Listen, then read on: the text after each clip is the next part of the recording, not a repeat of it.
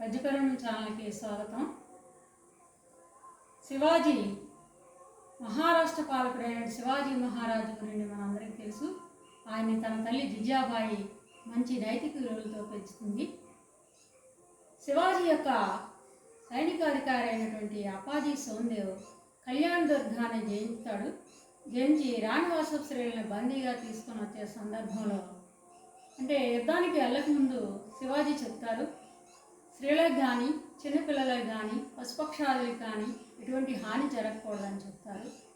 ఆయన విజయం సాధించాను యుద్ధంలో అనేటువంటి గర్వం మొత్తంలో పడి మర్చిపోయి వాళ్ళని తీసుకొచ్చి, రాజా నేను రాణివాసపు స్త్రీలను బందీగా తీసుకొచ్చానని చెప్పే సందర్భంలో శివాజీ ఏ విధంగా ఆయన యొక్క ముఖ కవలికలు ఉన్నాయనేది ఈ పద్యంలో వర్ణించడం జరుగుతుంది.